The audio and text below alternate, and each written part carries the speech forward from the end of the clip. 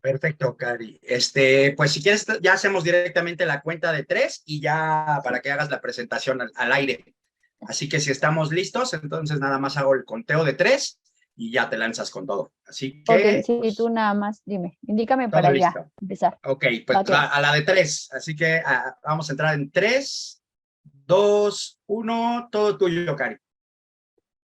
Buenas tardes, compañeras y compañeros. Estamos de nueva cuenta aquí en el Diplomado de Inducción del Buen Gobierno. Bienvenidos a la primera capacitación. Reciban un fraterno saludo de nuestro presidente del Instituto Nacional de Formación Política, el compañero Rafael Barajas, de nuestra encargada del Diplomado de Buen Gobierno, nuestra compañera Diana Paniagua, quienes comparten la emoción de la formación que ustedes comprometidamente pues están llevando. También les mandamos un saludo a los compañeros y compañeras que se están conectando por las distintas redes sociales del Instituto Nacional de Formación Política y agradecemos a la 4TV, quien hace posible que este conocimiento pues llegue a muchos sitios para todos ustedes.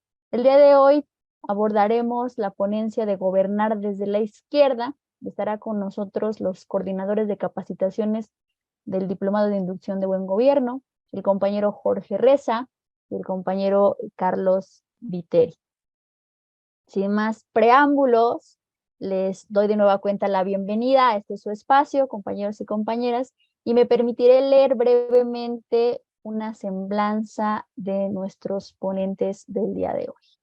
El compañero Jorge Reza Casahonda es técnico mecánico egresado de la Escuela Wilfrido Massieu del Instituto Politécnico Nacional, licenciado en Pedagogía por la Universidad Veracruzana, máster en Teoría y Práctica del Documental Creativo cursado en la Universidad Autónoma de Barcelona, España. Su experiencia en el sector público se da a partir de haber ocupado coordinaciones y de diversas jefaturas del departamento y puestos en el programa de abasto CONASUPO Coplamar, Sistema de Transporte Veracruzana, Comisión Estatal Electoral de Veracruz, Procuraduría Agraria, Centro de Entretenimiento de TV Educativa de la Secretaría de Educación Pública, subdirector de Participación Ciudadana en la Secretaría de Cultura del Gobierno del Distrito Federal, consejero electoral distrital del INE en Jalapa, Veracruz, y responsable del área de producción audiovisual en la Gerencia de Capacitación y Desarrollo en Pemex. Bienvenido, compañero Jorge Reza. Y también nuestro compañero Carlos Viteri, que es ecuatoriano, antropólogo, coordinador de capacitaciones de la Escuela de Buen Gobierno del Instituto Nacional de Formación Política de Morena, es originario del pueblo quechua de la Amazonia y defensor de derechos de los pueblos originarios.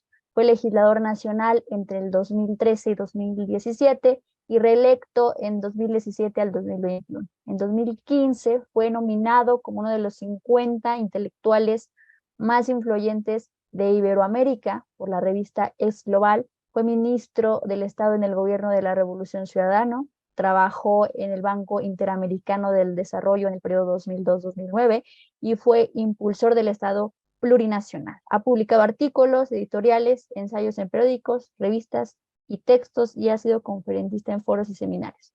Actualmente reside en la Ciudad de México como exiliado político. Bienvenidos, compañero Carlos, bienvenidos, compañero Jorge. Y bueno, sin más preámbulos, les cedo la palabra.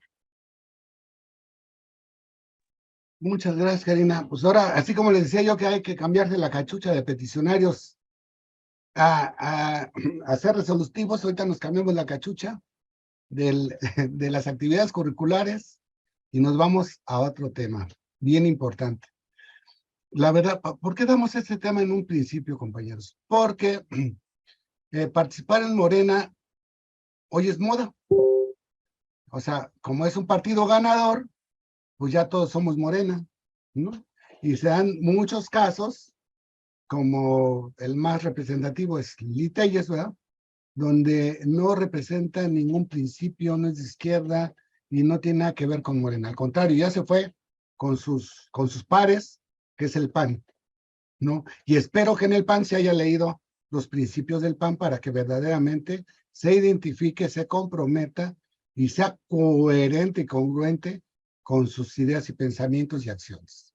Bueno, entonces, esto es lo contrario. Nosotros queremos que sepan qué es gobernar desde la izquierda porque es un sello de identidad que no es adorno, es una visión del mundo, una guía para hallar nuestras actividades.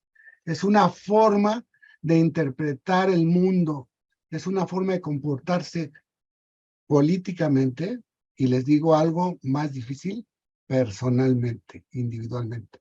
Entonces, que esa es una cuestión bien complicada.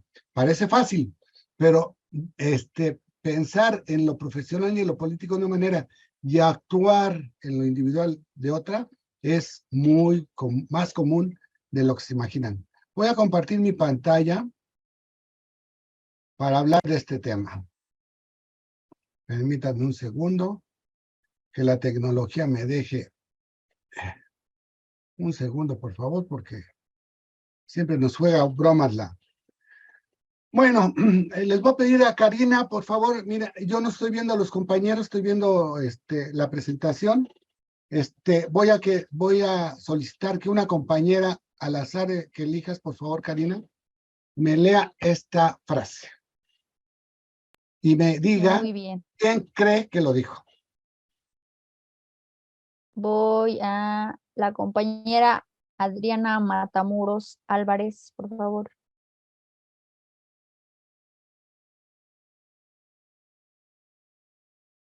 Esto es para despertarlos, ya hemos hablado todos muy directamente y ahorita van a participar unos 6 Compañera compañeros. Adriana. Sí, Aquí está la buenas compañera tardes. Adriana. Adelante, Buenas compañera tardes. Adriana. Las transformaciones en México, que como la buena ley es superior a todo hombre, las que dicte nuestro Congreso deben ser tales que obliguen a constancia y patriotismo, moderen la opulencia y la indigencia, y de tal suerte se aumente el jornal del pobre, que mejore sus costumbres, aleje la ignorancia, la rapiña y el hurto. ¿Quién cree que lo dijo esto, compañera? ¿A quién le suena? No la vamos a reprobar si no contesta bien, así que a quien le suene, no se preocupe. ¿A quién le suena? Bueno, lo dijo uno de los jefes insurgentes de la Guerra de Independencia. Para mí, Morelos. Morelos. Perdón, Morelos. No se vale buscarlo en internet, porque por eso se tardó. No podía conectar el micrófono, disculpe. No es broma. O sea, no se vale buscarlos en internet. Se trata de que ahorita al final les explico por qué es vigente, por qué es importante que sepan que esto lo podemos decir en cualquier momento de la historia. Pero esto lo dijo José María Morelos Pavón, uno de los máximos dirigentes para mi gusto, en lo personal, que ha tenido México. Entonces, esto lo dijo en 1811. ¿Por qué es importante mencionarlo? Porque aquí estamos hablando de inducción de buen gobierno a la cuarta transformación y la visión de izquierda de la 4T, tiene que ver que hubo otras 3 transformaciones previas que nos dieron una calidad diferente de país cada vez, ¿no? Siempre ha habido muchas luchas, siempre ha habido muchos hechos históricos, pero las transformaciones que dieron un antes y un después de México son estas. Entonces, esta independencia nos dio una personalidad, una identidad como Estado, ¿sí? Y se crea México como tal. Y por otro lado, y fundamental, se abolió la esclavitud, ¿sí? Cuando menos formalmente. ¿Por qué? Porque sabemos que todavía, desafortunadamente en México y en el mundo, hay muchas clases de esclavitud, pero formalmente se acaba la esclavitud y nos manda a un México diferente que lo empezamos a desarrollar. Cuando hablamos de transformaciones, no son principio y fin categóricos. Termina una transformación y continúa la lucha. Nunca hemos sido un país en total calma. Siempre ha habido momentos muy importantes de lucha y de crisis entendidas como el final de una etapa y el comienzo de otra. Entonces, vamos con la segunda frase. Ahora, un nombre, por favor, Karina, si eres tan amable, democráticamente elige con tu dedo flamígero a un compañero. Muy bien. El compañero Alejandro Martí, ¿no es cierto? Alejandro González Guerrero. Está por ahí el compañero Alejandro González Guerrero. Adelante, compañero. ¿Nos apoya? Sí, gracias, Julia. Saludos. Las transformaciones en México. Bajo el sistema federativo, los funcionarios públicos no pueden disponer de las rentas sin responsabilidad. No pueden gobernar a impulsos de una voluntad caprichosa, sino con sujeción a las leyes. No pueden improvisar fortunas ni entregarse al ocio y a la disipación, sino consagrarse asiduamente al trabajo, disponiéndose a vivir en la honrada medianía que proporciona la retribución que la ley diseña. Es una frase repetida muchas veces por nuestro presidente. ¿Quién la dijo, compañero? Benito Juárez. Benito Juárez, exactamente. Y es la segunda transformación, ¿sí? Es la segunda transformación que le dio características especiales a México, ¿no? Por un lado, se recupera de la iglesia, esta institución que ha hecho tanto daño a nivel mundial, se recupera la mitad del territorio para poder desarrollarse, y por otro lado, se recupera también la república, ¿no? Después de que Maximiliano, los fifís de aquel entonces, fueron por un dirigente que querían que nos que estuviéramos en una monarquía, ¿no? En un nuevo imperio, perdón, ¿no? En un imperio.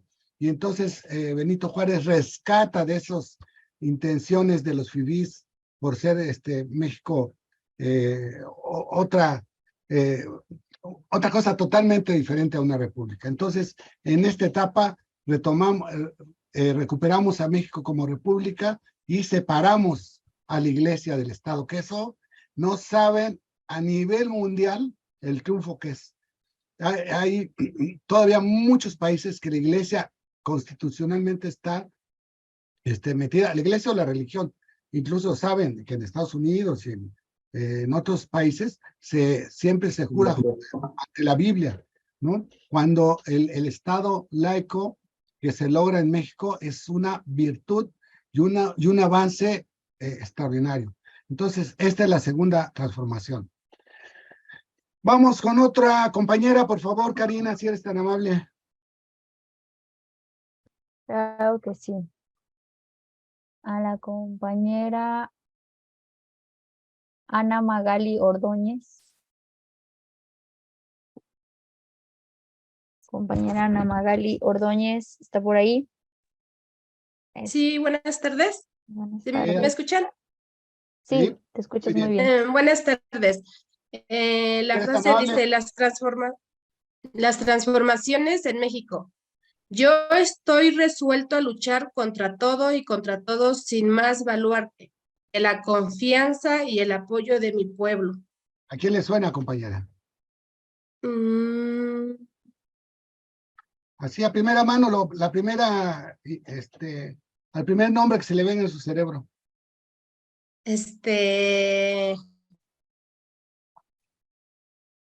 ¿A quién le suena? No busque. No, No busque, compañera. ¿A quién le suena? Bueno, es no. uno de nuestros líderes bien importante. Juliana Zapata. Podría haber dicho cualquiera. Podría haber dicho Andrés Manuel, podría haber dicho ¿cómo se llama?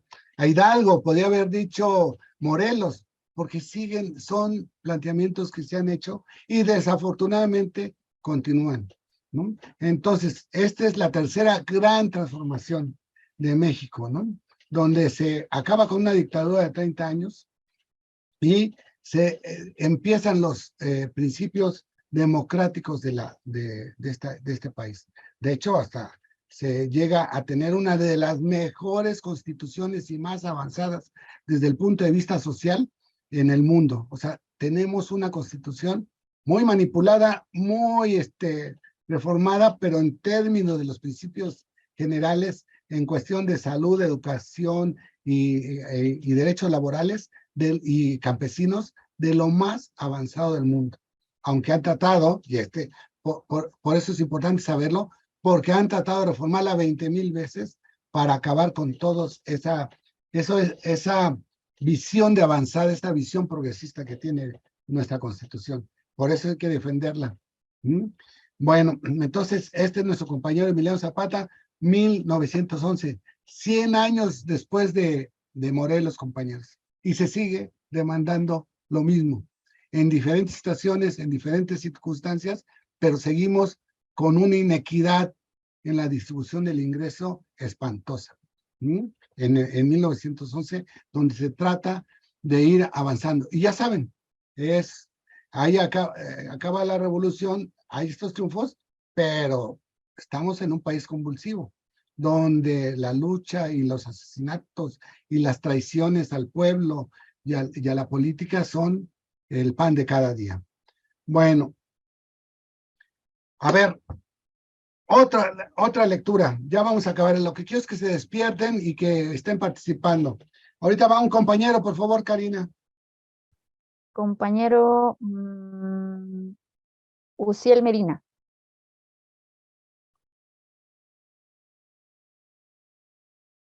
¿Está por ahí el compañero Uciel? Sí, pero es que me está estorbando aquí el recuadro. En México no debiera haber magnates ni mendigos. Una justa distribución de la riqueza pública daría bienestar a todos los hogares y traería la paz al espíritu del pueblo mexicano, cuyo temperamento no es para ver pacientemente su miseria frente a la opulencia. ¿Quién dijo esto, compañero? Ay, ¿A quién me le parece suena? haberse escuchado al presidente. Pues, lo puede haber dicho el presidente, le suena, ¿no? O sea, le queda al presidente. ¿A quién más?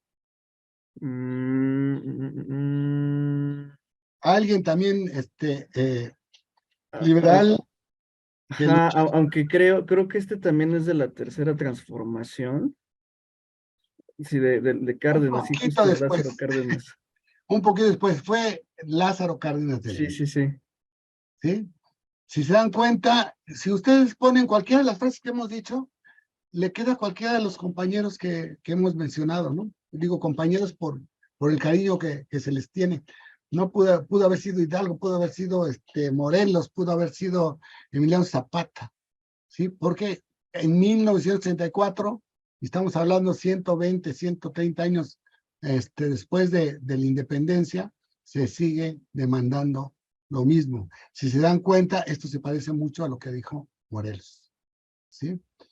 Bueno, ya hablamos de las personalidades, que es bien importante. Obviamente, aquí es algo muy importante, ¿eh? Estamos poniendo a gente significativa de cada etapa, ¿sí? Pero no son los verdaderos protagonistas de los cambios, ¿eh? Y eso hay que tenerlo de verdad muy claro. México tiene una tradición caudillista, pensando que son los individuos, los héroes, los nombres los que cambian el país, y no. Los verdaderos protagonistas de los cambios que hemos mencionado aquí ha sido el pueblo. Zapata ha habido muchos, pero no ha habido el pueblo que había en esa etapa de Zapata como protagonista. Morelos ha habido muchos, pero no había el pueblo que había en ese momento.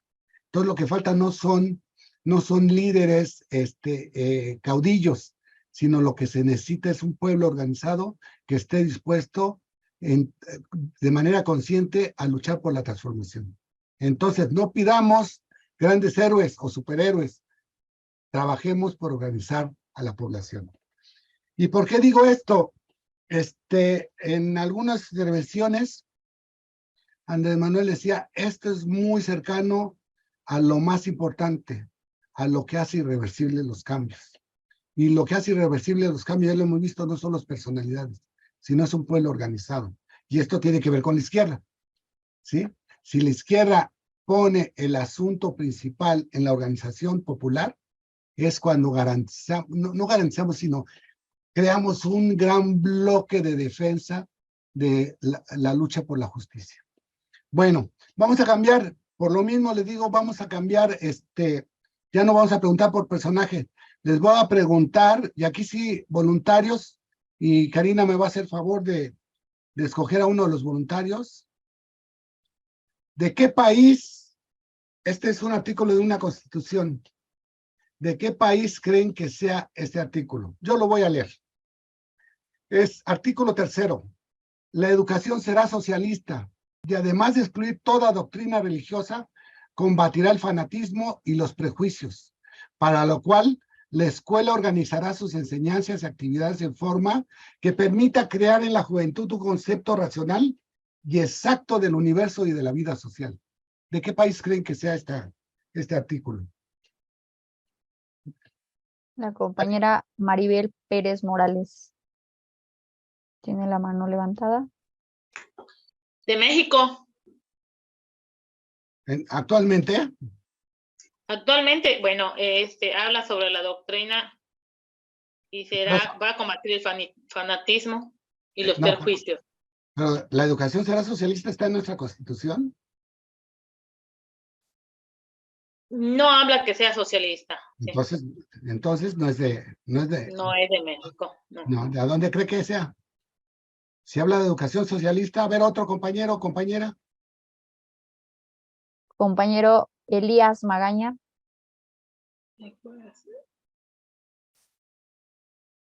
Elías Magaña Lemus.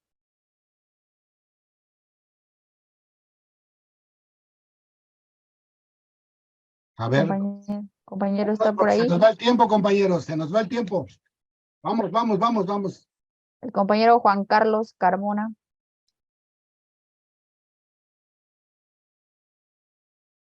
Nadie te quiere contestar, Jorge.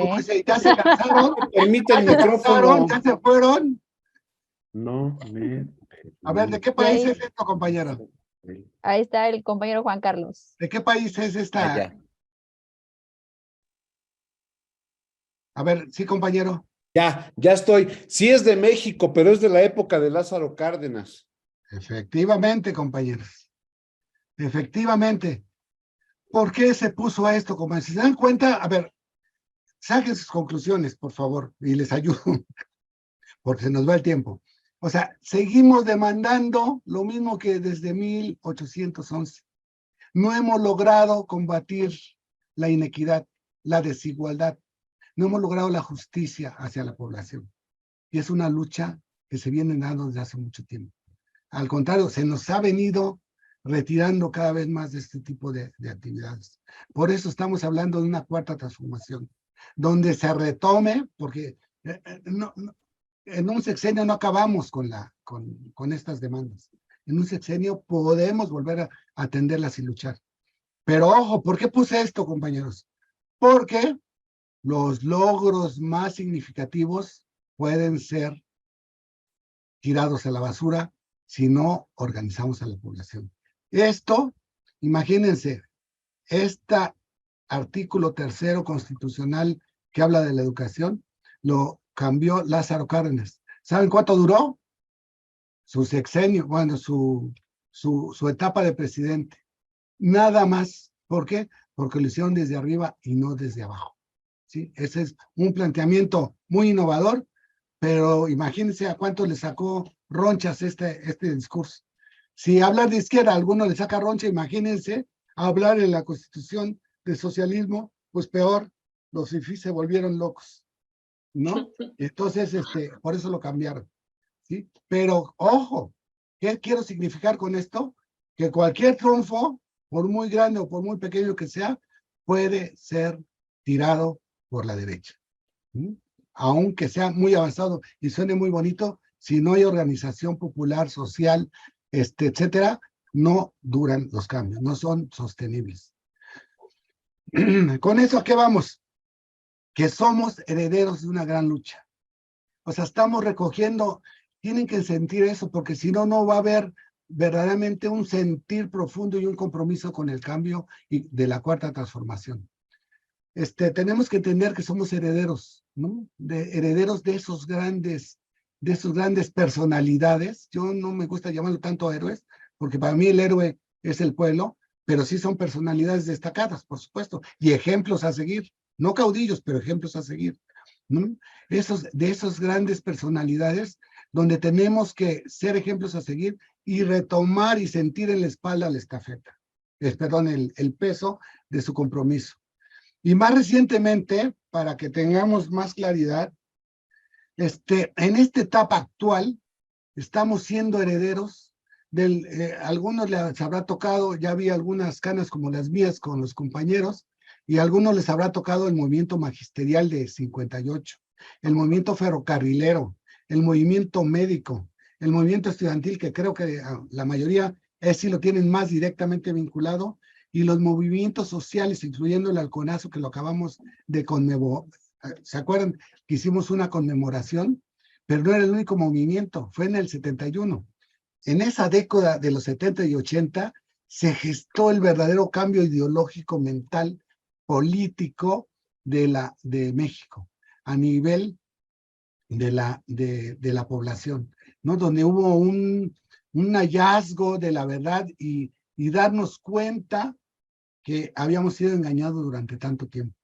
Y entonces, compañeros, en todo esto, en todos estos, más de 1800 para acá, ha habido muchos sacrificios de vidas, de calidad de vida de la gente, expulsados, torturados, desaparecidos, etcétera. Gente que como nosotros hoy queremos una transformación, ellos le empezaron a hacer desde ese tiempo.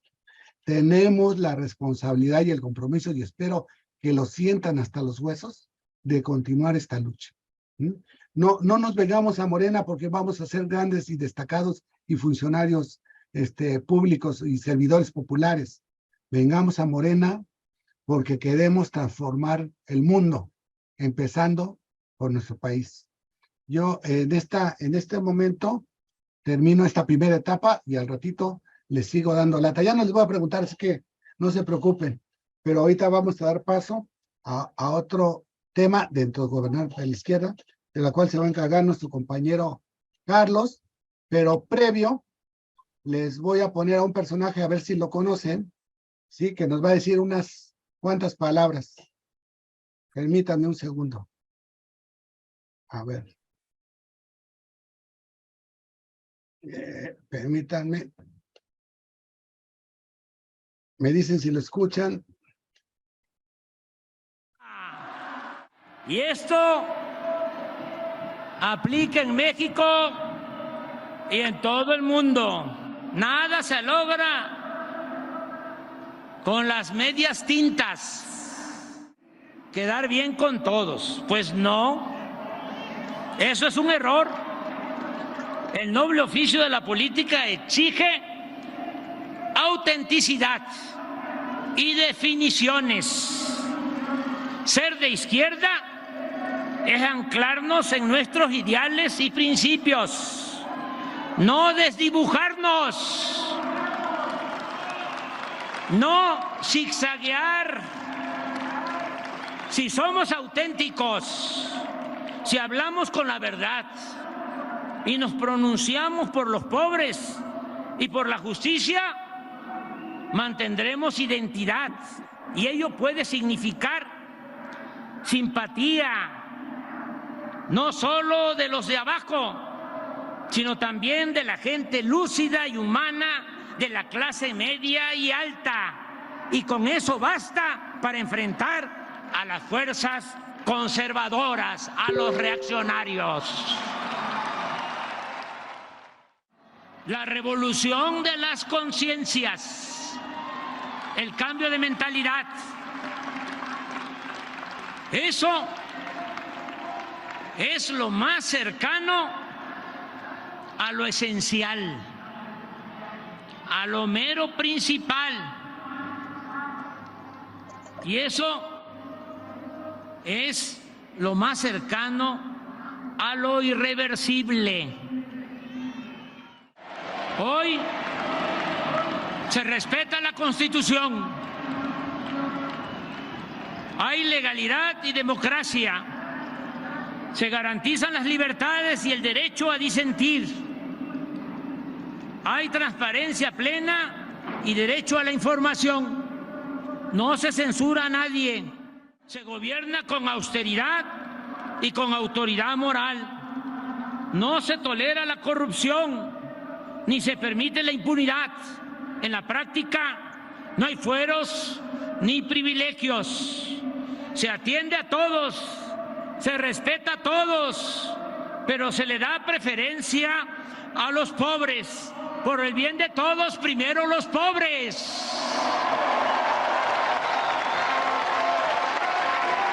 Se protege la naturaleza, se auspicia la igualdad de género, se repudia la discriminación, el racismo y el clasismo, se fortalecen valores morales, culturales y espirituales, se cuida y se promueve el patrimonio cultural e histórico de México.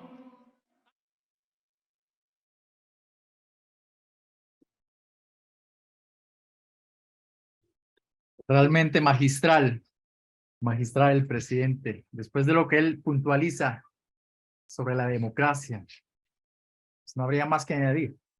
Sin embargo, yo voy a hacer un breve recorrido sobre algunos temas conceptuales que tienen que ver con justamente con aquello que habla el presidente sobre la democracia, sobre el tema de izquierda versus derecho, esa dicotomía muy clásica, muy conocida, izquierda versus derecho, y posteriormente el tema del neoliberalismo.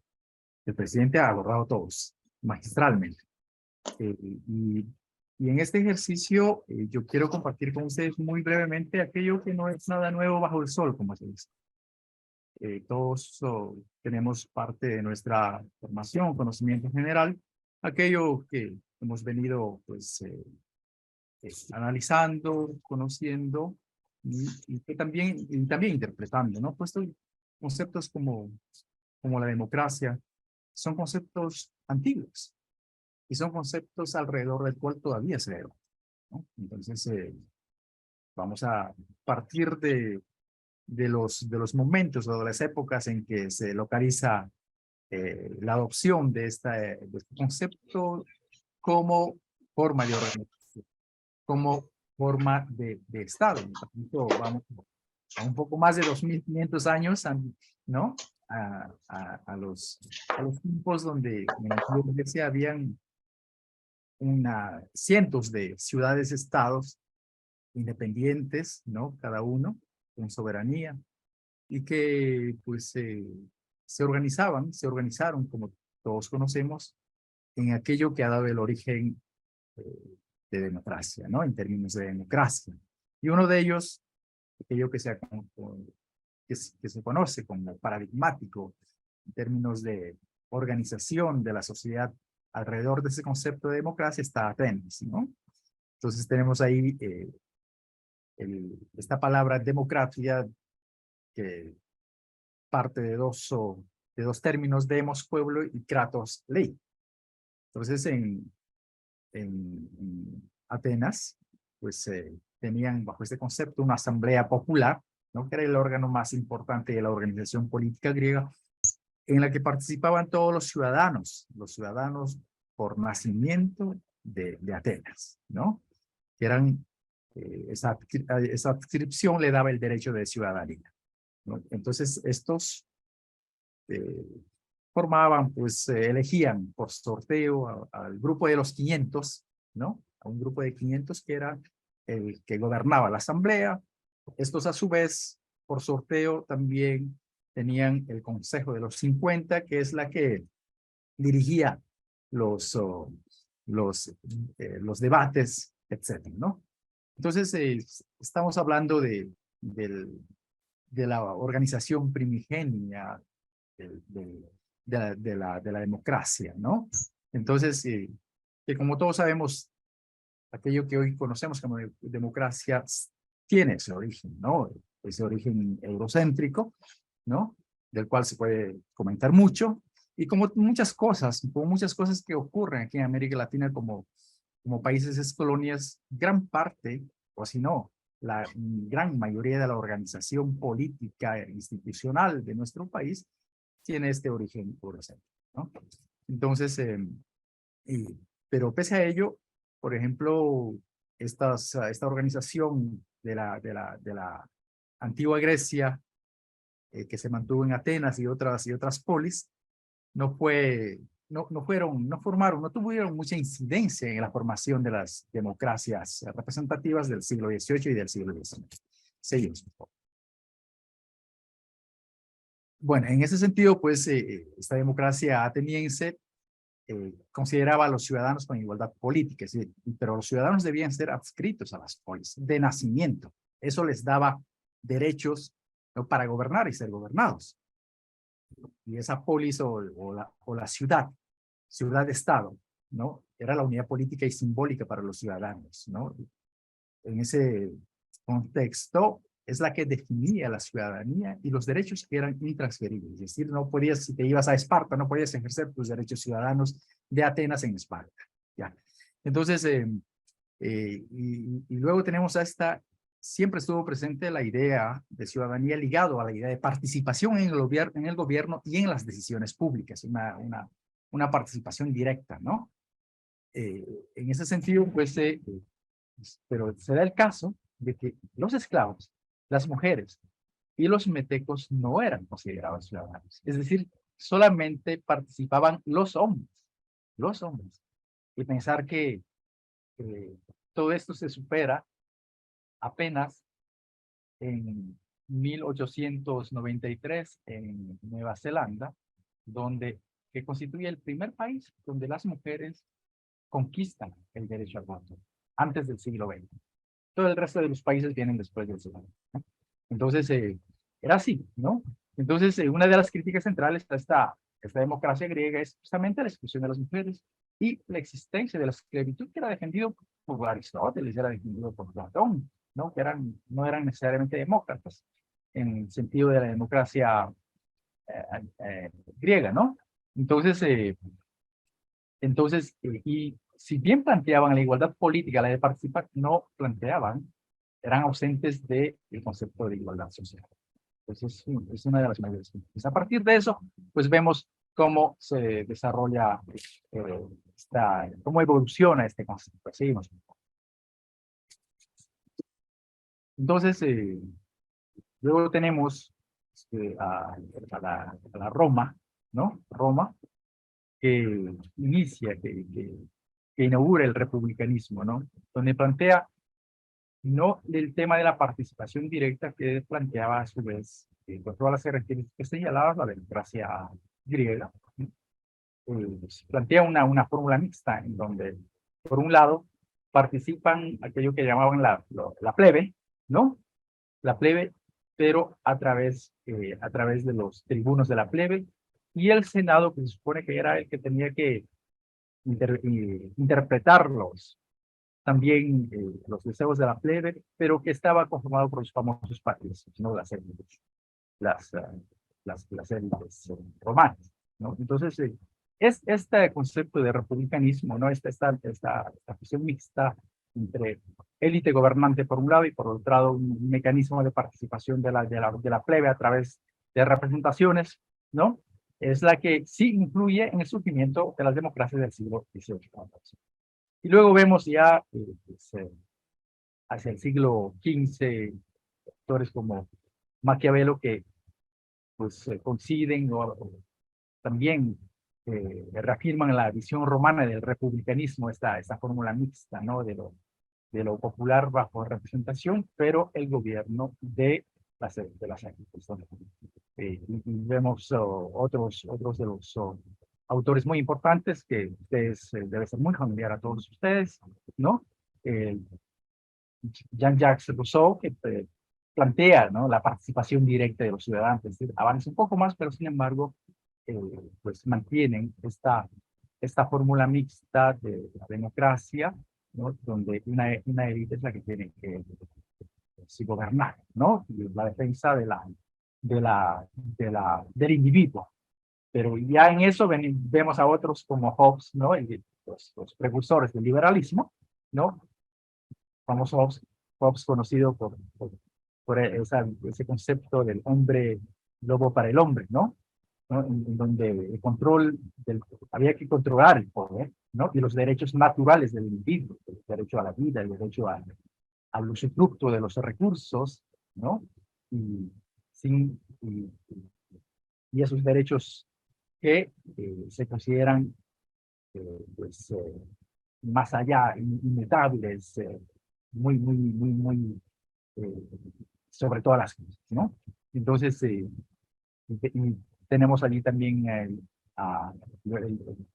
liberales como Hobbes, a Locke, ¿no? Que también mantiene el tema del control del poder y del respeto de los derechos naturales del individuo, es decir, el control del poder y el individuo. Entonces, esas bases del liberalismo, ¿no? El individuo como un actor al que hay que respetarle sus derechos, ¿no? Y pues un poder controlado por él. Montesquieu igualmente, ¿no? Habla de limitar al Estado en el ejercicio de su poder, porque el Estado es una expresión de un poder delegado por los ciudadanos, ¿no? Pero que el individuo no puede anularse, ¿no? Entonces hay que proteger el derecho de los individuos, pero Montesquieu plantea el primero que plantea la división de los poderes, ejecutivo, legislativo, político. Sigamos. Seguimos ese recorrido y pues y a partir de eso llegamos a ya pues en los albores del siglo XVIII con pues, el proceso de conformación de los Estados Unidos, ¿no? Que tras ocupar todo ese amplio territorio de naciones originarias, pues empiezan a organizarse como un país y que adoptan justamente una fórmula democrática, pero que hacen una innovación, por eso que está destacado, hacen una innovación, en el sentido de que lo que plantean es un mecanismo federativo, ¿no? Pero por otro lado, plantean que estas autoridades deben ser nombradas directamente por el pueblo, ¿no? Delegados directamente por el pueblo, ¿no? Esas son las bases en las que se funda el gobierno de los Estados Unidos, y pues sí se considera como los impulsores o los que inauguran la democracia considerada como democracia moderna. Después tenemos ahí a la Revolución Francesa, ¿no? Donde pues surgen los conceptos de nación, pues surge la declaración del hombre, de los derechos del hombre y del ciudadano, ¿no? Pero vemos siempre, pese al cuestionamiento a las monarquías absolutas, pese al cuestionamiento a estas élites con poder absoluto, pero sin embargo se mantiene el criterio del derecho del individuo. El derecho del individuo, que es la herencia liberal, ¿no? Y que afecta a todos los ámbitos, afecta a la economía, afecta, en fin, la protección de la propiedad privada, que es característica del pensamiento liberal, y pues también las bases del capitalismo, ¿no? A partir de eso vamos al otro concepto, ¿no? Esta trayectoria de democracia, ¿no? viene atravesando en el mundo como conocemos, ¿no?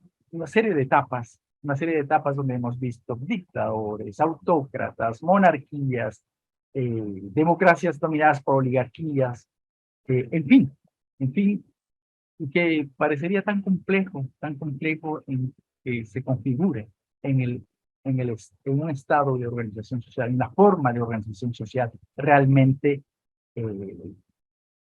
paradigmática, ¿no? Y que esa es la constante lucha, ¿no? La constante lucha de los pueblos, de las sociedades. Entonces, y nos enfrentamos aquí actualmente justamente debatiendo una democracia. ¿Cómo plantear una democracia que ponga en el centro la justicia, la vida, ¿no? La transparencia, los valores, como plantea el presidente Andrés Manuel? Sigamos, por favor. Bueno, y a partir de eso ya dejamos que este concepto, este debate, este largo proceso, muy abuelo de pájaro, de la evolución del concepto de democracia, ¿no? En donde pues, la evolución implica la incorporación del concepto de una democracia activa, ya no solo representativa, y luego una democracia directa, ¿no? En varios países, la democracia directa. Y también, ¿no? Algo que pues reconocieron inclusive los primeros liberales, la democracia, pero no lo dijeron así, pero la democracia comunitaria. Aquella de la que poco se habla, pero que sin embargo forma parte de la cultura política de los pueblos ancestrales, pues la forma de tomar decisiones, la forma de autogobernarse. Luego tenemos el tema de la izquierda, ¿no? Y este concepto, este tema de izquierda, que pues, nos coloca en 1789, en los momentos de la Revolución Francesa, donde se instaló la Asamblea Constituyente y donde el debate central giraba alrededor de cuánto poder debía tener el rey. Estamos hablando de Luis XVI, ¿no? Una de las monarquías más poderosas, omnipotentes de Europa, con su esposa Reina Antonieta, en fin. Bueno, era el debate, y como en todo debate, como en todo proceso de transición, hay los leales y los que plantean el cuestionamiento. Entonces los leales de la corona eran gente que se los consideró conservadores en la época, ¿no? Los que leales a la corona querían que la corona siga con el mismo poder, que aunque se establezca los poderes del Estado, ¿no? Otros poderes, pero que el rey tuviera un poder absoluto de veto de ciertas decisiones. Y los antimonárquicos, los revolucionarios. Estamos hablando de la Revolución Francesa. Entonces, en ese debate, pues, ¿cómo se ubican en la Asamblea Constituyente? Los conservadores ocupan las sillas que están a la derecha del presidente de la Asamblea, de la Asamblea Constituyente, y los revolucionarios a la izquierda. Así de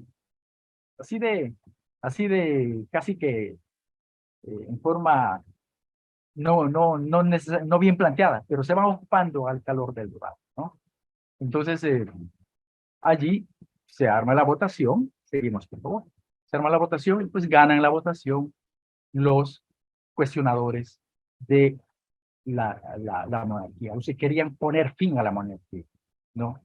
O sea, en principio sí, se decía que, bueno, los conservadores planteaban la monarquía constitucional con mucho poder de la corona, y los revolucionarios planteaban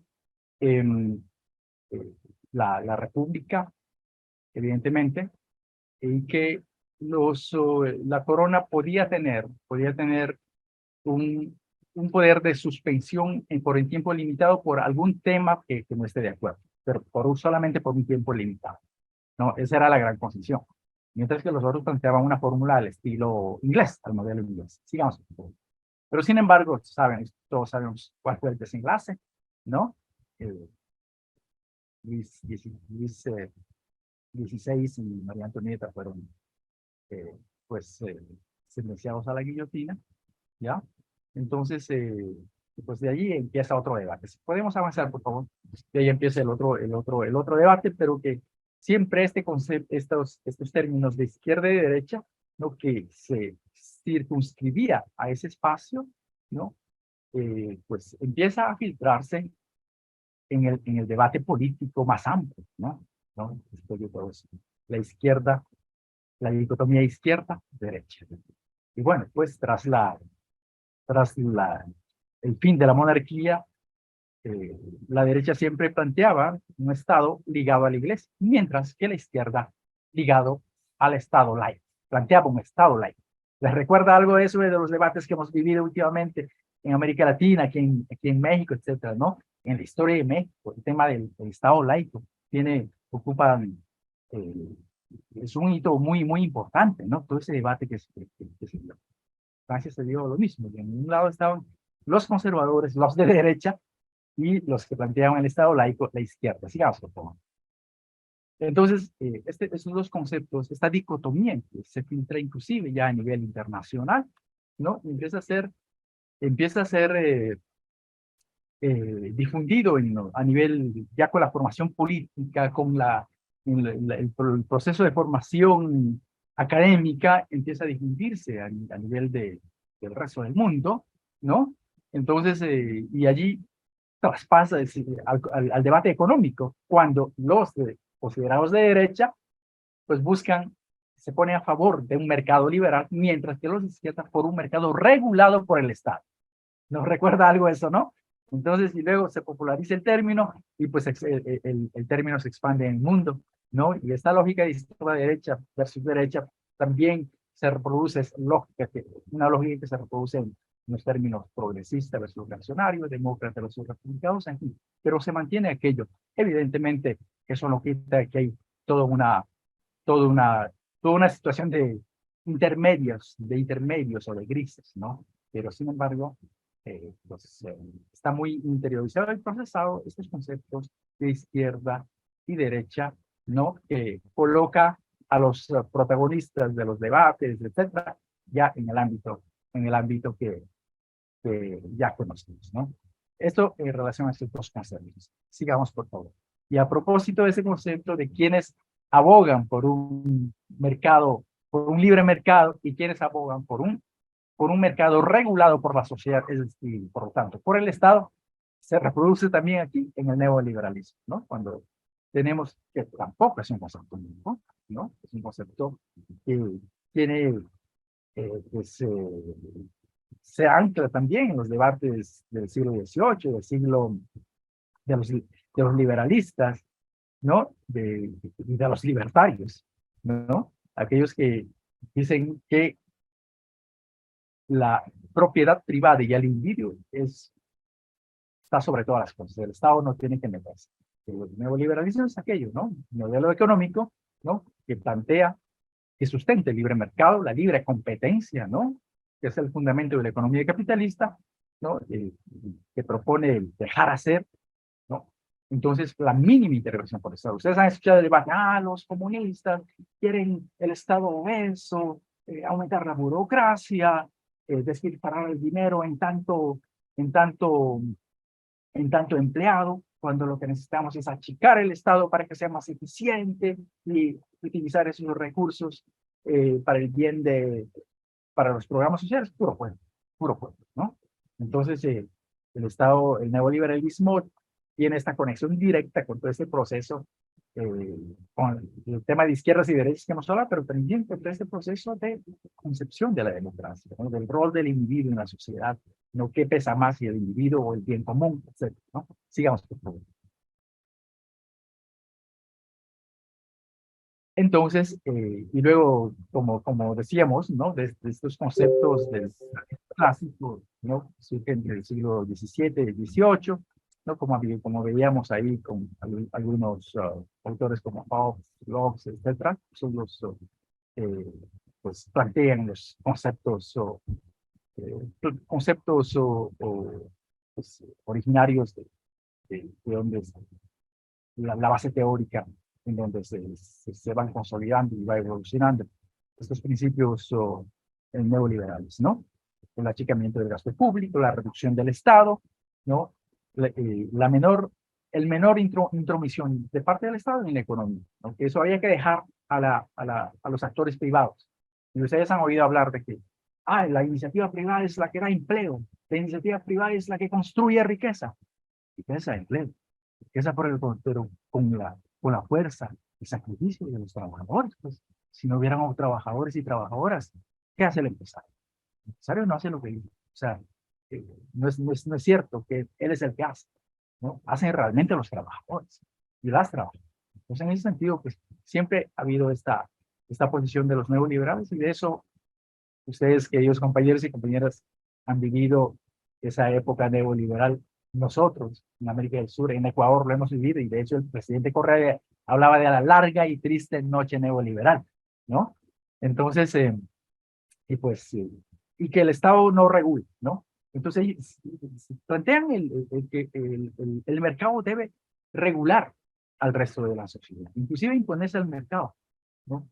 Entonces, cuando una sociedad debe regular, poner límites, poner reglas claras para el funcionamiento del mercado, porque el mercado y el capital nunca puede estar por encima del ser humano. Es todo lo contrario, es necesario que el ser humano esté sobre el capital. Entonces, esa es la gran confrontación, la gran lucha entre el neoliberalismo y pues el pensamiento de otra economía, una economía solidaria, una economía de la vida, ¿no? Entonces, vemos el origen de los neoliberales, lo hemos visto todos los días, lo vemos a sus voceros, que son los grandes medios de comunicación, que plantean la autoridad, que plantean una serie de falsos mitos y falsos dilemas, ¿no? Con tal de oponerse a las políticas de transformación, que evidentemente va a afectar sus privilegios. Y allí se percibe que ideológicamente los enemigos del neoliberalismo son el progresismo. Hasta ahí. Muchas gracias. Gracias, mi estimado Carlos. Miren, es vital, las palabras y los conceptos que hay detrás de cada palabra es fundamental tenerlo claro. ¿Por qué estamos expresando conceptos? ¿Por qué digamos expresar conceptos? Porque el capitalismo es capaz de degradar cualquier concepto por más socialmente aceptable que sea, ¿no? La libertad que hablamos los de izquierda no es la misma libertad que hablan los capitalistas, ¿no? La democracia que hablan los capitalistas no es la misma democracia que hablamos los de izquierda. La democracia para los capitalistas es un proceso electoral y para nosotros es luchar por el beneficio del pueblo. Les dejo de tarea que vean, para mí, la definición más sencilla y bonita que hay sobre democracia. Y para volver al artículo 3º constitucional, lean el actual artículo 3º constitucional donde habla de democracia.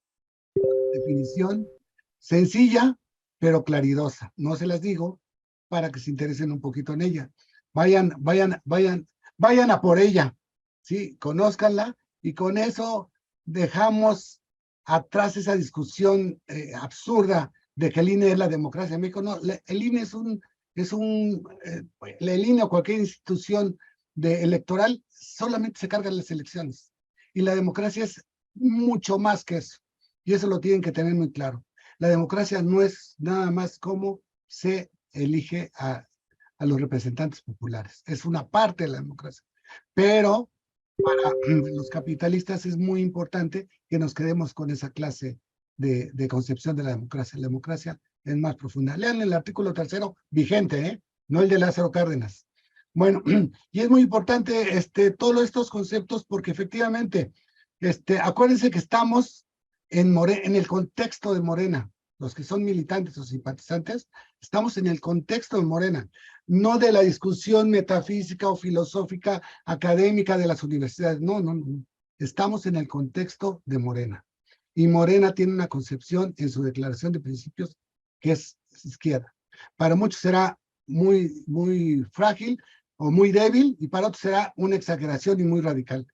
Pero eso es lo que es Morena y ese es el contexto, ¿sí? Las preferencias personales o individuales tendremos que luchar al interno de Morena para o radicalizarlas o desaparecerlas. Pero nuestro contexto, compañeros, porque esa es una discusión que se da y de repente se nos olvida que estamos en un contexto y es Morena, ¿eh? No estamos en el contexto de la discusión política general, ¿sí? Por eso, una tarea fundamental para todos los militantes y simpatizantes de Morena es leer su declaración de principios, porque tendrán que ser congruentes y si están de acuerdo, pues adelante, y si no están de acuerdo, pues también buscar una organización, una lucha que nos represente. Y con eso, yo no soy nadie para decirles, sálganse Moreno, no, lo que quiero decir en términos de congruencia intelectual, en congruencia ideológica. Tenemos que buscar con quién nos sintamos a gusto. Y en eso no hay discusión, están los declaración de principios de Morena. Y eso es lo que hay ahorita. Puede variar, sí, pero eso es lo que hay ahorita y eso es el contexto. Sí, nuestros parámetros de lo que es realmente Morena. No de lo que quisiéramos que fuera o que no fuera, sino lo que es, ahí está ahorita, y evidentemente hay un gran debate que ustedes deberán ser parte de él y para avanzar hacia donde se tenga que avanzar. Bueno, entonces dentro de esos conceptos, y que es bien importante, por eso le estamos llamando servicio popular, es que los servidores públicos también es algo muy manoseado, ¿no? Como que el servidor público ya está, ya está, da pena decir que uno es servidor público, ¿no? De tan vapuleados que estamos y de tan desprestigiados que se ha hecho esto. ¿Mm? Entonces, y evidentemente atrás del concepto de servidor público también hay un concepto neoliberal, ¿no? Donde el servidor público es un burócrata, el que no transa no avanza, y ya tiene una serie de ideas metidas hasta el hueso de lo que debe ser. Entonces, por eso queremos darle el cambio. Por eso queremos decir que nosotros somos servidores populares. ¿Sí? Y en eso es muy importante que lo entendamos. Esta es una frase muy bonita que dice, no vayas detrás de mí, tal vez yo no sepa liderar. No vayas adelante, tal vez yo no quiera seguirte. ve a mi lado para poder caminar juntos. Yo creo que esa es una definición preciosa, poética, de lo que debe ser el servidor popular. ¿Cuáles los elementos para ser un verdadero servidor popular? Es ser delegados del poder popular. ¿Qué pasa? Tenemos una cultura caudillista, tenemos una cultura neoliberal de superhéroes, o sea, donde nosotros individuos vamos a transformar, vamos a hacer. Y de lo que se trata es que ustedes, pueblo, junto conmigo y con los demás, vamos a transformar. Ese es un cambio fundamental que tenemos que hacer y saber que no somos, como diría el presidente, yo ya no me pertenezco. En el momento que eres servidor popular ya no te perteneces, perteneces a las demandas y a la misión que te da tu institución en la que estás al servicio. Les decía en un principio, promover la democracia participativa, mandar obedeciendo. La peor solución que haya a un problema social es cuando la sociedad no participa, ¿no? Porque no se compromete, no se involucra, no sabe cómo atender y preservar ese asunto. En el momento que una sociedad participa para resolver sus problemas, pasan dos cosas. Se resuelven no desde los inteligentes de escritorio, sino desde las necesidades concretas de la sociedad. Ese es uno. Y lo otro, la sociedad lo defiende hasta los huesos, ¿no? Lo que ellos resuelven y les funciona, lo defienden hasta los huesos.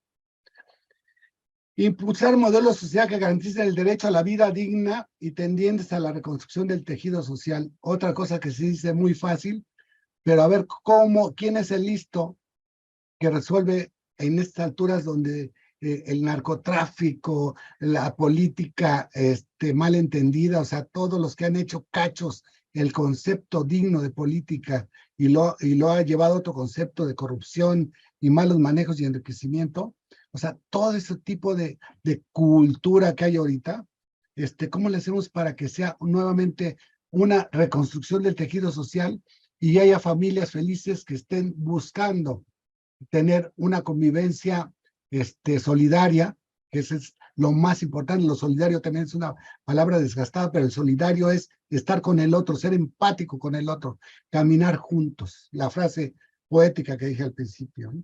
¿Cómo logramos esa frase poética que dije al principio? Reconstruyendo el tejido social. Hay grandes experiencias como las utopías de Iztapalapa, como los pilares en la Ciudad de México. Hay grandes intentos, pero todavía no se tiene como le decía en un principio, no hemos resuelto el problema, se está atendiendo y se está aprendiendo a resolverlo. Entonces, como servidor popular, tenemos que hacer estos tres elementos: ser delegados, promover la democracia participativa. Sabemos que sin el pueblo no somos nada y no se mantienen los cambios de manera definitiva. Impulsar los modelos de sociedad que garanticen la reconstrucción de la felicidad a través de la convivencia solidaria del pueblo, que es otra forma de decir reconstrucción del tejido social. Eso en nuestras funciones como ciudadano, como persona, como servidor popular, como lo que quieran, es algo que tenemos que hacer día con día. No tenemos que esperar grandes planes del gobierno, ¿eh? Siendo solidarios con nuestros vecinos, con nuestra familia, con toda la gente con la que tratamos, es una forma también de participar. Bueno, una vez definidos estos conceptos de democracia, izquierda, neoliberalismo y servidor popular, viene algo bien importante: cómo combatir la demagogia. Esto, si no mal recuerdo, uno de los que tenía un lenguaje de izquierda bien chulo de bonito, hasta que nos convencía, era Luis Echeverría, ¿no? Además, él mismo creo que se decía que era de izquierda, ¿sí? Pero era pura demagogia, ¿sí? Palabras muertas, recitaciones que realmente no significaban nada, ¿sí? Y siempre hablaba de la izquierda tenía unas relaciones impresionantes con Cuba, en la época de Echeverría y todo esto, y defendía los movimientos libertarios, ¿eh? ¿Sí? ¿Por qué? Porque decían, mientras nosotros respetemos lo demás, no se meten con nosotros. Entonces, ¿qué es lo que necesitamos para pasar de un discurso demagógico a un discurso real sentido hasta los huesos? Se llama congruencia. Y otra palabra fácil de decir y difícil de hacer. ¿Qué tiene que ver la congruencia? Tiene que haber un pensar. Y para pensar, a que lean, compañeros, aquí tienen aquí en concreto les recomiendo los principios y programa de Morena. En lo básico, atrás otras cuestiones filosóficas. Pero para este caso, tienen que conocer y pensar y reconocerse o no reconocerse en los principios de Morena. Decir, ¿sí? Hacer. ¿Qué es lo que ha hecho el presidente durante estos casi 5 años de su gobierno? ¿No? Ha pensado, dicho y hecho. Pero ¿saben qué es lo más importante? Así como les decía yo, que la plataforma digital es el cemento. Aquí el cemento del pensar, decir y hacer es el sentir. Cuando uno en lo político, en lo profesional y en lo personal es congruente, vaya, lo mínimo que pasa es que pueden dormir tranquilos. A veces no muy bien porque al ser congruente uno pierde oportunidades o tiene que renunciar a trabajos o amigos, ¿no? Por esa congruencia. No forzosamente en lo material se ve beneficiado, pero a nivel de conciencia, cuando uno es congruente, duerme tranquilo. ¿Sí? Bueno, este es el planteamiento de los conceptos. Vuelvo a Morena. ¿Cuál es nuestro contexto? Hemos estado hablando de varias cuestiones generales, pero el contexto concretito no es la izquierda, no es la libertad, no es sino nuestro contexto donde nos movemos, nuestra armadura, nuestra guía para la acción es Morena. Y les decía, puede haber más pensamientos más hacia la izquierda o más hacia el centro o un poquito al centro derecha, pero hoy por hoy lo que tendríamos que compartir y decir, vamos juntos compañeros, vamos caminando hermanados, es los principios, programas y estatutos de Morena. Sí, no se puede entender que estemos en un partido por ser ganador y no conozcamos estos 3 elementos. Además, tendrán que conocer si piensan o son servidores públicos, tendrán que conocer lo correspondiente a su función. Pero estos, en términos políticos y partidarios, es sí o sí, lo tienen que ver, porque si no, están haciendo inconsistentes con participar en un partido que no conoce. Es como casarse a ciegas. Me caso y después te conozco. No, aquí es, te conozco, perdón, y después me caso. ¿Y por qué pasa esto, compañeros? Además de saber políticamente todo esto, como servidores populares, además de estar comprometidos con las ideas, con los principios, tenemos que ser competentes en nuestra actividad. No basta con que le echemos ganitas, con que lleguemos a una institución del agua y no sepamos ni jota del agua y digan, es que le estoy echando muchas ganas, pero no me sale. Pues no, está haciendo, esto también es corrupción, hacer cuestiones en las cuales no estamos preparados sin decirlo, es una parte de la corrupción. Entonces tenemos que ser competentes ideológicamente y profesionalmente. Entonces tenemos que saber, y por eso están aquí, porque esta es parte de una formación teórica ideológica para que sepan qué tienen que saber hacer. O sea, ya sé toda la teoría, pero ¿cómo me voy a la práctica? ¿Cómo le hago? Les quiero decir que una de las principales cuestiones básicas de la izquierda y de Morena, fundamentalmente de la izquierda de Morena, es no privatizar los servicios, ¿no? Y mucha gente sabe hacer los principios, etcétera, y llega al cargo y lo primero que hace es privatizar servicios. Entonces no sabe hacer. Sí sabe los principios ideológicos, pero a la hora que llega a funciones, hace todo lo contrario o va en un camino opuesto a los principios de Morena. Entonces hay que hacer. Y el otro, saber ser.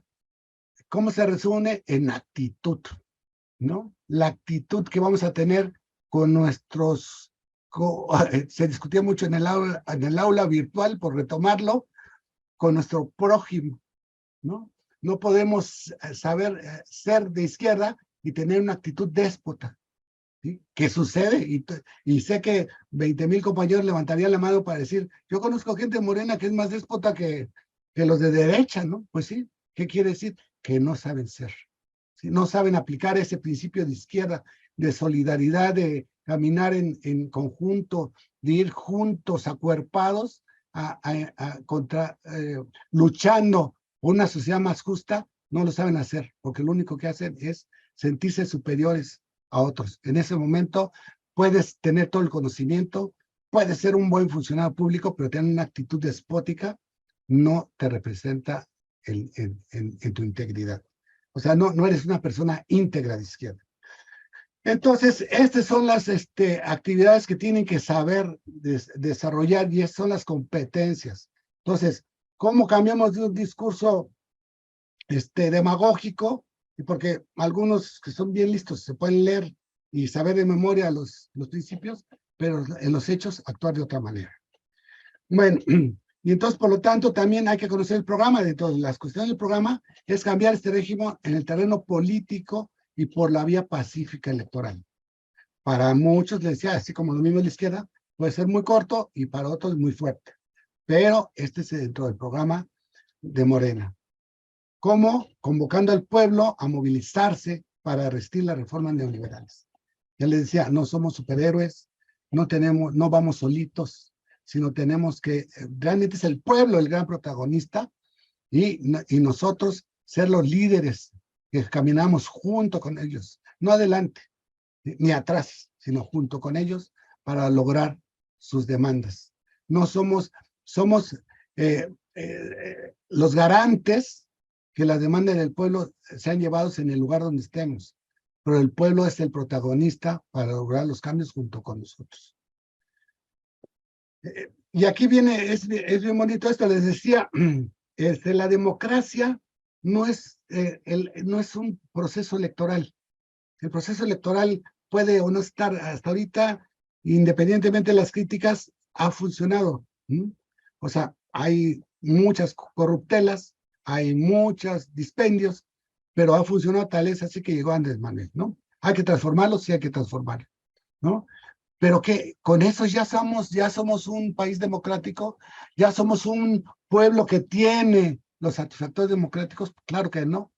La democracia se va a entender de una manera beneficiosa para un país cuando haya empleo, bienestar, justicia, soberanía, independencia, respeto a los derechos humanos, seguridad. Una democracia tipo Estados Unidos, ¿no? Donde se eligen democráticamente a sus dirigentes, y con eso es un país libre. O sea, es una palabra hueca. La democracia tiene que ver con estos conceptos que les acabo de leer. Un país que elige adecuadamente a sus representantes populares y no tiene estas otras categorías, es un país que la democracia es una democracia hueca, ¿no? Sin sentido. Entonces, como para enfrentar la problemática para enfrentar la problemática en el neoliberalismo, solo el pueblo puede salvar al pueblo, y esa es una constante. Hay que interiorizarla. Tenemos que promover la conciencia ciudadana participativa empoderando al pueblo. Si la ven, cada vez que estamos planteando más conceptos, la estamos poniendo más difícil. ¿Por qué? Porque sí, efectivamente, hacer participar a la ciudadanía es dobletear el trabajo, pero significativamente representa la forma de sustentar a largo plazo los logros sociales. De otra manera, no se va a poder. Dejar el paternalismo involucrando a la población en el análisis de los problemas. Esto se da mucho en el nivel académico. De verdad, hay una apología del academicismo, ¿no? Si queremos resolver algo, no consultamos al pueblo, ni a los sujetos afectados, sino consultamos especialistas, como si verdaderamente ellos tuvieran la solución. Y al pueblo, en su conocimiento popular, en su conocimiento real, lo dejamos a un lado, ¿no? Es más, de hecho, ni los oímos y llegamos con soluciones mágicas a un problema donde ellos dijeron, ¿y a qué hora nos consultaron? ¿Y a qué hora nos dijeron? ¿Y a qué hora nos dieron la información suficiente para poder decidir? ¿No? Y llegan con soluciones, si no fáciles, impertinentes, ¿no? Entonces, sí hay que reconocer que el pueblo tiene una sabiduría de la cual hay que consultarle para las soluciones más trascendentes. Ya lo decía anteriormente, no lo voy a repetir mucho, es reconstruir el tejido social. Es la forma en que podemos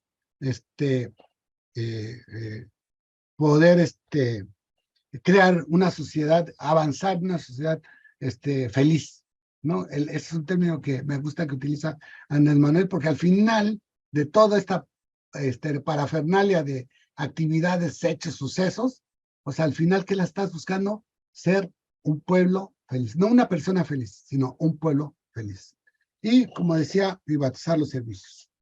Bueno, a la hora que ustedes estén gobernando o haciendo un servicio al pueblo de cualquiera de los lugares diferentes que tenemos, que son como ciudadano, como representante popular, como trabajador de una institución de base de confianza, servidor público, director, etcétera, tenemos que tener una visión de planeación, organización, dirección y control. Por eso es el ejercicio de las 3 actividades curriculares. ¿Sí? Por eso lo estamos haciendo. Porque a partir de esto nos da una visión de cómo tratar los problemas. Y por eso queremos que se pongan la cachucha no de demandantes, ni de asesores, ni de demandantes, ni de solicitantes. Ustedes son los responsables de dar una solución al problema que están planteando. ¿Sí? Y en ese momento van a ver cómo las cuestiones se vuelven diferentes y es una perspectiva diferente, ¿no? No es lo mismo pedir que solucionar. No es lo mismo aconsejar que se haga a hacer un plan de acción para hacer. ¿Sí? Y nosotros queremos que se pongan en ese papel. ¿Y qué van a lograr con esto? ¿Hacia dónde vamos a encaminar esto? Cualquier solución tiene que ir dirigida a la disminución de la desigualdad. Servicios públicos de calidad y con visión de derechos humanos. Esto es fundamental y por esto estamos en contra de la privatización. Me voy a un municipio, que son los que están responsables de proporcionar el agua. ¿Sí? La mayoría lo ven como un trabajo técnico operativo, tubitos y llavecitas y surtir el agua, ¿no? Y lo llevan por ahí. Por eso lo privatizan, porque como se dificulta, pues mejor que una empresa lo haga. Además de la corrupción, ¿no? Porque normalmente la empresa tiene que ver con algún amigo o dan un moche, ¿no?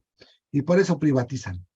Si cambiamos el concepto de tubitos y llavecitas, porque el agua es un derecho humano, y como gobierno democrático de la 4T, debemos estar comprometidos a cumplir un derecho humano, el acceso al agua, como un aspecto de salud, de beneficio social, de mejorar las condiciones de vida de la población. Entonces ahí, a ver quién es el guapo que privatiza los derechos, ¿no?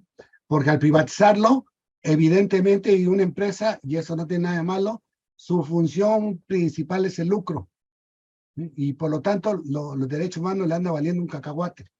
¿Sí? Entonces, si nosotros lo vemos con una visión como gobernantes de derechos humanos, entonces no nos atrevemos jamás a privatizar esto, porque sabemos que tenemos que hacer lo que sea necesario para que la sociedad tenga este recurso necesario para desarrollar su vida. Entonces es bien diferente. Parecería lo mismo, pero como diría Silvio Rodríguez, es lo mismo, pero no es igual. Reconstruir el tejido social, ya les hablé bastante sobre esto, ya creo que debería quedar claro. Y lo otro, verdaderamente esto es de propios y extraños, de morenistas y de contramorenistas y de izquierdas y derechas. Esto sí, es impresionante cómo no se tiene respeto por el medio ambiente. Cómo nos estamos acabando el medio ambiente y nos estamos dando un balazo en el pie. ¿Qué digo en el pie? Nos estamos dando un balazo en el corazón. Sin naturaleza, nosotros vamos para atrás. Y hay 20,000 ejemplos, desde la minería que contamina los ríos, etcétera, hasta Bayer, que tiene toda una serie de insecticidas para el campo, donde está acabando con las abejas, ¿no? Y las abejas son las generadoras de vida silvestre. Entonces son cosas que de verdad a veces parecen discursos políticos, pero es un asesinato. Ya olvídense de la naturaleza, acabamos con la naturaleza y acabamos con la humanidad. Entonces, el cuidado del medio ambiente y el combate a la corrupción y a la privatización, que ya lo había dicho anteriormente, ¿no?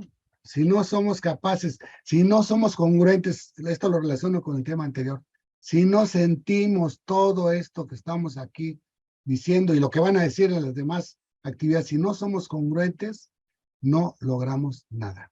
Tenemos que saber aguantar, no tan solo la corrupción en términos de robar, ¿no? Sino las amenazas, o sea, todos los servidores públicos cuando están comprometidos reciben amenazas, ¿no? Entonces vamos a tener que ir contracorriente contra todo esto. Y bueno, como diríamos Ibáñez, para ilustrar el optimismo, estamos en la recta final de un sexenio. Estamos en una etapa de muchas definiciones. Si están pensando, si se dan cuenta, se están realimentando la ofensiva contra Andrés Manuel y contra Morena, o por obvias razones, se viene el 24, ¿no? Entonces, si creen que ahorita nos ha costado trabajo, les voy a decir, no les voy a decir, les voy a poner algo que dicen, no me consta, que nuestro generalísimo Pancho Villa les decía a sus combatientes cuando estaban en el peor momento, ya donde no podían dar un paso más y sus caballos estaban muriendo, les decía lo siguiente. Así que esta nueva etapa va a estar muy complicada. Vean las experiencias de Latinoamérica, donde el avance de la izquierda ha recibido golpe tras golpe, porque el pueblo no se ha empoderado. Nosotros tenemos que garantizar que el pueblo se empodere para que sepa defender las causas dignas las causas dignas de la sociedad. Y terminaría nuevamente con lo que empecé, con un compañero que nos va a decir cuál es la importancia de la población en la solución de sus problemas. Permítame, si la tecnología me lo permite, ahí está. Yo quiero tener siempre relación directa con el pueblo. Quiero recoger siempre los sentimientos de la gente. Y el poder solo tiene sentido y se convierte en virtud cuando se pone al servicio de los demás. El poder es para servir al pueblo. ¿Qué es lo que nos importa? Acabar con la corrupción, que no haya privilegios, que se desarrolle la economía, que haya empleo, que haya bienestar, que haya paz, que haya tranquilidad, que haya una auténtica democracia. Esa es nuestra agenda. Bienvenidos todos. Solo el pueblo puede salvar al pueblo. Solo el pueblo unido y organizado puede salvar a la nación. ¿Qué les pedimos? Que nos sigan ayudando a despertar a más gente. Que sigamos haciendo labor entre todos, porque esto no es solo de un solo hombre o de un puñado de dirigentes, mujeres y hombres. Es asunto de todos. Y los que estamos aquí y millones de mexicanos que estamos luchando por una transformación de la vida pública de México. Tengo 3 principios que me guían: no mentir, no robar, no traicionar al pueblo. No voy a fallarles. Tengan confianza. Todo lo vamos a cumplir.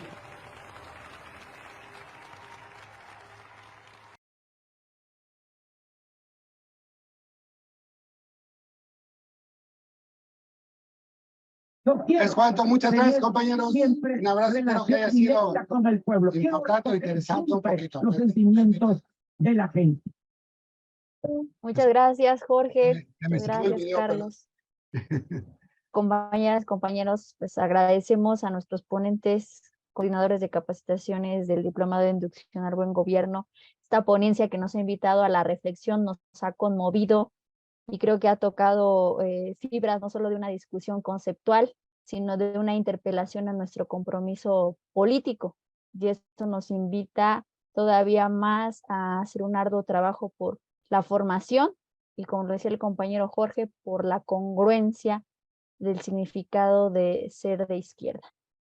Y bueno, les recuerdo a los compañeros que están conectados vía Zoom que pasaremos a las actividades de participación, así que les pido que no se desconecten. Y me despido de todos los que nos siguieron a través de las redes sociales del Instituto Nacional de Formación Política. Reciban un saludo del equipo de Buen Gobierno, de la compañera encargada del diplomado Diana Paniagua, del compañero presidente del Instituto Nacional de Formación Política, Rafael Barajas, quien, bueno, pues estamos muy agradecidos de que estén aquí con nosotros. Agradecemos también a todas las redes del Instituto de Formación Política y por supuesto a la 4TV, quien hace posible que todas estas discusiones lleguen pues a más personas, a más militancia de las personas que están comprometidas con la transformación. Un abrazo enorme y hasta la próxima.